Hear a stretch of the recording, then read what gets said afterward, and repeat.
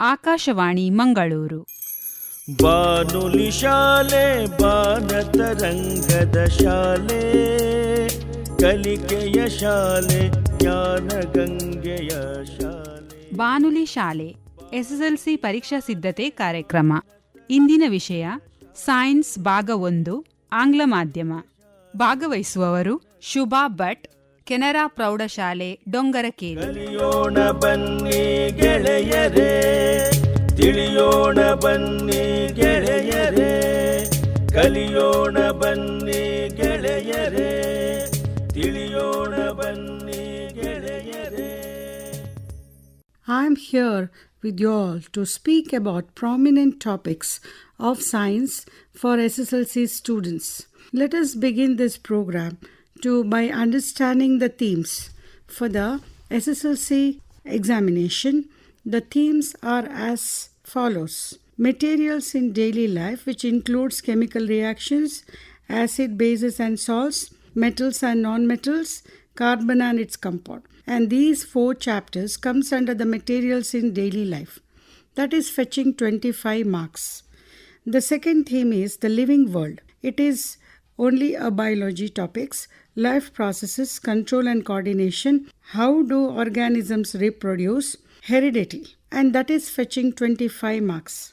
Third theme is natural phenomena, which is including light, reflection and refraction, the human eye and the colorful world. It is fetching 13 marks. The fourth theme is how things work, electricity and magnetic effects of electric current, and they have given 14 marks to this particular theme. The last theme, that is the fifth theme, is natural resources, and that theme has got only one chapter, environment, and which is given 3 marks. Total 80 marks. All the themes are very, very important. And now let us see how question paper is designed. So for this we have to understand distribution of marks based on types of questions. The Roman number 1 will be given with the multiple choice. It is actually fetching 8 marks, 1 mark questions. Then very short answers and questions which are of 8 marks. Then the third one is a short answers, which is 2 mark questions. Long answers, 3 mark questions. And very long answers, questions of 4 marks. And very, very long answers, 5 mark questions. In this question paper, there will be internal choices. Let us see how the distribution of marks based on the levels of difficulty. Easy will be 24 marks, that is 30%. Average will be 40 marks, it is 50%. Difficult questions will be of 16 marks, that is 20%. Altogether 100%. Now let us go to the weightage of marks based on learning objectives. Remembering is 16 marks, that is a 20%. Understanding for about 32 marks, and that is 40%. Applying, that is application level questions, 16 marks, and that is 20%. And skill, a diagram, drawing skill is 12 marks, and that is 15%. There will be one more question, that is higher order thinking level question. It is actually fetching 4 marks, and that is 5%. Altogether 100% is given to the question paper. So this is about question paper. Now I would like to give you the list of diagrams which is included for the academic year 2024 to 2025 for this academic year for the 10th standard students. Let us note down the diagrams. From the lesson Chemical Reactions and Equation, that is figure number is 1.6, name of the figure is electrolysis of water. From the chapter Acids, Bases and Salts, figure number is 2.1. Figure name is Reaction of Zinc Granules with Dilute Sulfuric Acid and Testing Hydrogen Gas by Burning. Chapter number 3, Metals and Non-Metals, 3.3. Action of steam on a metal. And same chapter, the figure number is 3.12, Electrolytic Refining of Copper. Next chapter, Life Processes. Figure number is 5.3. 2 diagrams. One is open stomata, second one is closed stomata. Next figure from the same chapter, 5.10, sectional view of human heart and structure of nephron. That is 5.14. Then next chapter we are going to control and coordination. Only one diagram from this chapter, that is 6.3, the human brain. The chapter name is How Do Organisms Reproduce? From this chapter, only one diagram, that is figure number is 7.8, germination of pollen on stigma. Now we are coming to the chapter light. Light, reflection and refraction. Figure numbers are 9.7. Ray diagrams of images formed by a concave mirror A, B, C, D, E and F. The second diagram is nature, position and size of the image formed by a convex lens at different positions of objects. Again they are A, B, C, D, E and F. The figure number is 9.16. The next chapter is the human eye and the colorful world. In this chapter, only one diagram is included, that is 10.6. Figure number is 10.6. The name of the diagram is Ray Combination of Spectrum White Light. Ray Combination of Spectrum White Light. Next chapter is electricity, chapter 11. The figure number is 11.1 and name of the figure is Simple Electric Circuit. Another diagram from the same chapter is 11.1 is the symbols commonly used in electrical circuits. Next figure is 11.6, resistors in series mode, 11.7, resistors in parallel. Altogether 4 diagrams are included in the chapter electricity. Next chapter is magnetic effects of electric current. Figure number is 12.6.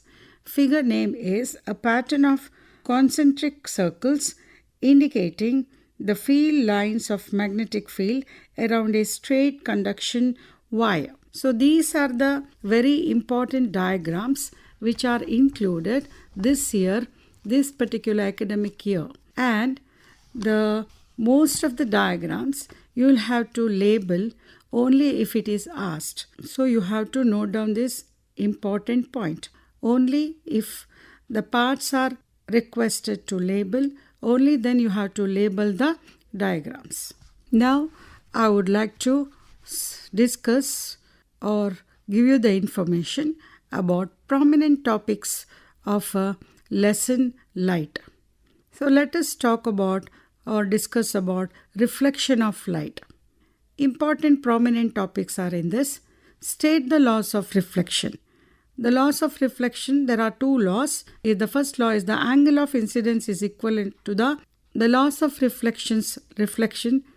The laws of reflection are the angle of incidence is equal to the angle of reflection and the incident ray and the normal to the mirror at the point of incidence and reflected ray all lie in the same plane. So these 2 laws are very important. The next topic is how can we see things? The answer will be during the day, the sunlight helps us to see the objects. An object reflects light that falls on it. This reflected light, when received by our eyes, enables us to see things. Then we have to discuss few important terms related to spherical mirrors. That is center of curvature, radius of curvature, pole, principal axis, principal focus, focal length and aperture. These are the very important topics because that will be asked for 1 mark, or sometimes same topics will be asked for multiple choice also. Then we are moving on to the differences between concave and convex mirror. You can usually write 4 to 5 differences, but prominent differences are the concave mirror. It is a spherical mirror whose reflecting surface is curved inwards. Second point is it is a converging mirror. And third point, you can write down this particular point. The principal focus and center of curvature lies in front of the mirror. So these are the important points for concave mirror. These are the properties of concave mirror. Now, the properties of convex mirror. It is a spherical mirror whose reflecting surface is curved outwards. Second point is it is diverging mirror. And the third point is the principal focus and center of curvature lies behind the mirror. So you can write down 3 differences there. So this is very important topics. Then you have to go through some of the ray diagrams which is given in the textbook, and you will also have to notice the image formed, the characteristics of images like position of the object, position of the image, size of the image, and nature of the images. These are the important topics for a mirror. Then we are supposed to move on to the lens.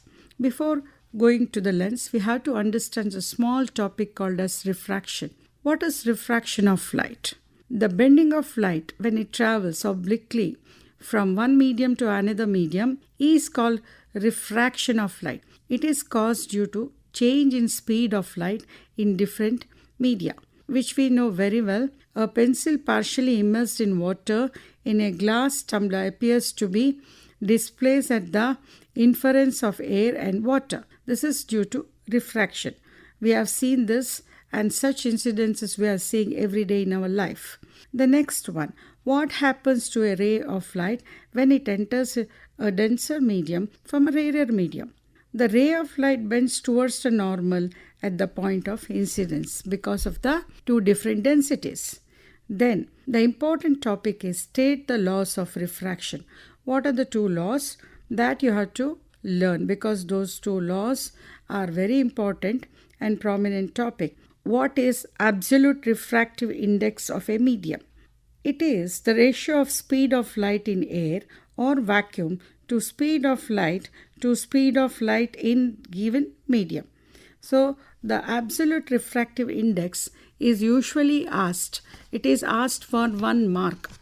The next topic we are going to move on is write the different expressions for refractive index. What is spherical lens?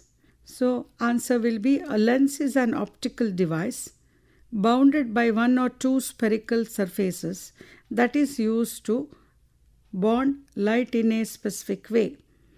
There are 2 types of lenses, concave lenses, convex lenses. Why concave lens is called as divergent lens, or it is also called as diverging lens. A diverging lens bends light so it spreads light apart instead of coming together.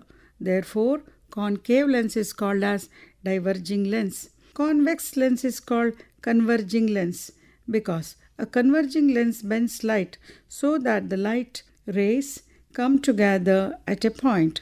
These are very 2 important prominent topics. Next, we have to define the terms like optical center, center of curvature, principal axis, aperture, and also principal focus. Also, very important topic which is connected with the same concave and convex lenses, focal length. What is focal length? Focal length is the distance between optic center and the principal focus of lens. These are the topics to be covered before you go to the ray diagrams, because these topics will be asked for 1 marks. Then of course you have to practice the ray diagrams. In the ray diagram, the first one will be when the object is at infinity. Then if the object is placed beyond C. If the object is placed at 2F1 and the object is placed between 2F1 and F1. These diagrams you have to practice at least thrice a day, because one among these will be definitely asked. And also they are going to ask when the object position at F1 and the object position between F1 and O. These diagrams continuously every day 2 to 3 times you will have to practice it to get the perfection, and always use the scale to get the accuracy. So this is about the diagrams of light chapter. Then next is nothing but the formula of the lens. Lens formula is 1 by f is equal to 1 by v minus 1 by u. Any of the numericals they ask in examination, before you attempt that numericals, it is very important that you will have to write the formula in the beginning itself. There you can fetch half a mark or 1 mark. Then next topic is what is power of lens, and write its expression and also the SI unit and define the SI unit. So the ability of lens to converge or diverge light rays is called power of lens. The power of lens is defined as the reciprocal of its focal length. It is represented by letter P. P is equal to 1 by f, where f is the focal length of lens. SI unit of power of lens is diopter.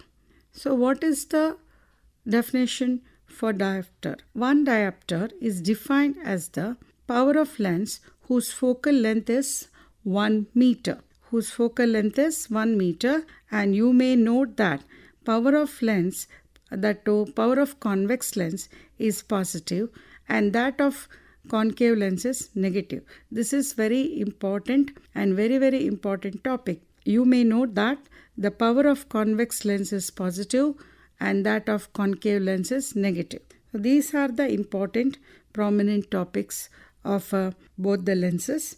Then we are moving on to differences between convex and concave lens.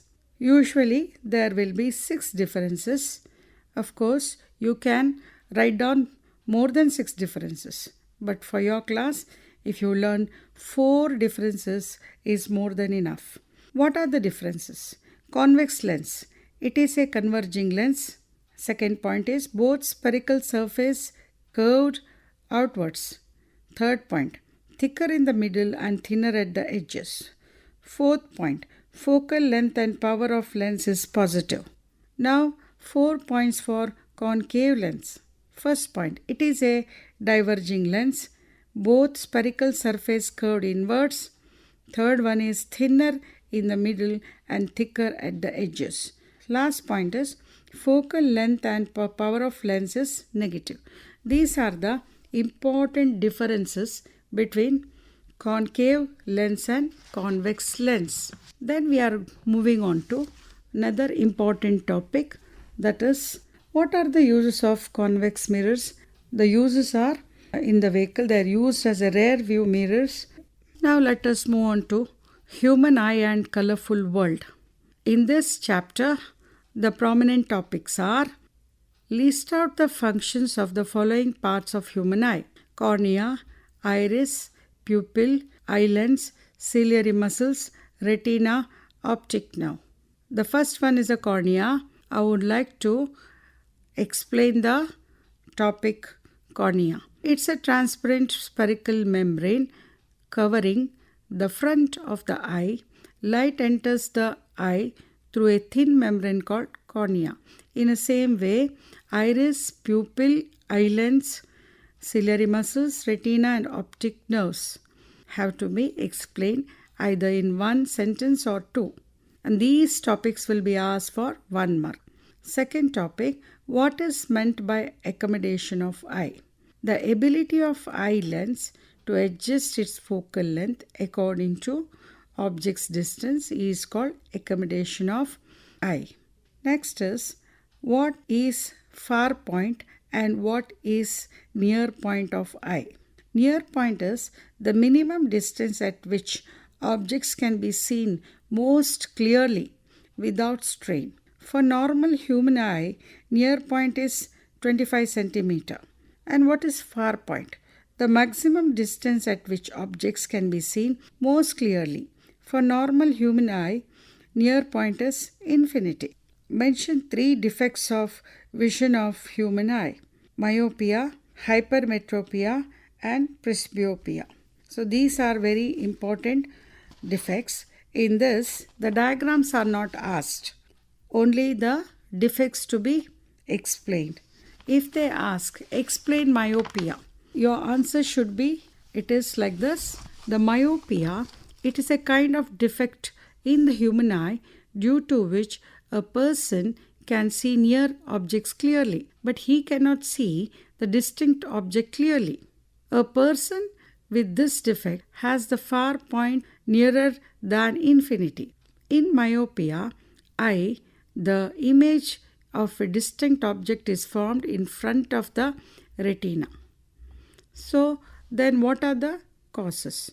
Causes are excessive curvature of the eye lens or elongation of the eyeball, which is nothing but increase the size of the eye. So, these 3 to 4 points you will have to write, and that these questions will be asked for 2 marks. Then they are moving on to next defect. What is meant by hypermetropia?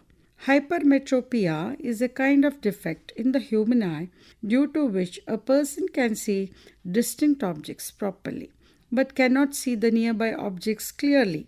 Person with this defect has the near point greater than 25 centimeter. In a hypermetropic eye, the image of distant object is formed behind the retina.